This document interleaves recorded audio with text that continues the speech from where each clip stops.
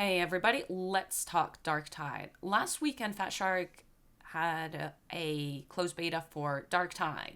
Darktide is a 40k first-person shooter melee.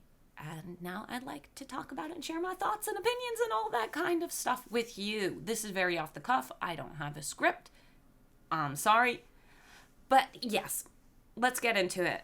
We were given a select amount of access to the game. We did not have access to the full game. We got some of the missions. I'd say 5 or 6 of them. We had a elimination, an assassination, which was go kill the big boss, which was good fun. We had retrieval missions for data and ammunition, which were also good fun. They mixed in little mini games inside the missions, which added a bit of extra depth. The data extraction one, you would need to decode while playing the mission, protect the decoder, let the upload go, breaks down, again, decode.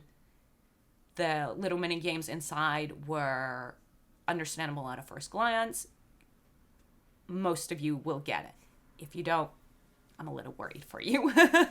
But that's all good. Added a little extra depth. So the missions were good fun. We had a Nurgle eradication one where you went and killed different Nurgle pusses around the map and went and melted them and cleansed the world of Nurgle's infestations. So missions were good fun. We've got 4 different classes currently, and I'm expecting more to come. So people waiting for their tech priest. Maybe someday. We've got a veteran who is a bit of a sharpshooter and good melee. We've got the zealot who is a true believer in the emperor, and the empire do too. Then we've got the psyker who is let's blow everyone's head off. It is amazing. Psyker favorite class currently. And Ogren, so dumb he can't even use a grenade correctly. He just throws the box. Absolutely great. Smash him as the Ogren. So the classes are varied, give you a bunch of different options. Now, it is a melee first-person shooter. If you don't like one or the other type of game, not exactly great for you, but you can get away with, in my opinion, you can get away with being very heavily melee-focused or very heavily range-focused in this game. So I think you can play it. There might be a meta at one point, but there will be a meta at one point. That one side is slightly stronger than the other, and it's most likely going to be the range side. But you can get away with being melee focused. The Ogren is absolutely stellar in melee, and so are a couple of the others. The Psyker's pretty good, which is kind of surprising. Next. Do I have to have friends to play this game? No, you don't. You can play with randoms. There is also an inbuilt group speak for when you're on missions. I, however, unfortunately do have that muted because I stream the game while playing. So I don't want random people just talking. But there is an inbuilt thing, and I do think that's a good thing to have as an option in games like this, because you don't always want to be joining a billion Discords. You know, fair enough. You're not playing on the highest difficulty. You want to just throw in some randoms, but you do want communication. You have the option. Consoles have this 90% of the time. PC now has it on a game as well. I actually think this is positive. Next part. Playing it with friends is definitely better, however, in my opinion. You get the good banter then. Next part. Missions were varied. Classes are varied. We've got different things. Leveling up and progressing in the game. As you level up, you gain access to different perks. This makes your character better, normal. As you level up, you gain access to different skins. You can make your character look fresh as hell. There are weekly missions where you take contracts on. We also saw a mechanic that might be heading towards crafting, but this was not in the beta, so I don't know if it's actually going to be a thing. We got limited access to the different stuff.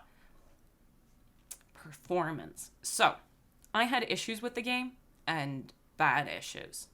We need to keep a couple things in mind. One, I was streaming the game while playing. That always puts an extra load on your PC. And I have an older graphics card meaning I have a 1060 Ti, and I am going to be trading that out. But with the 1060 Ti, I managed to play the game without too bad crashes or disconnects or things like that. While streaming, however, it did really cause massive problems until I switched over to streaming through my CPU instead of my GPU, which, you don't need to worry about that side. With some optimization, I do think a 1080 60 Ti will do fine on the game. Really comes down to how much Fatshark optimizes. However, this was a test to go and check their server load, make sure everything's fine on release. So I have faith that in general the game will be more optimized once it comes out, which is end of November. Now, the big question of pre-order, no pre-order. If you pre-order, you get to play the game early. It will again be in a more beta state where they are testing it. It will go offline, the beta, for sections where they are updating it based on, fixing it. If you're planning on getting it, I'd actually, weirdly enough, I don't in general recommend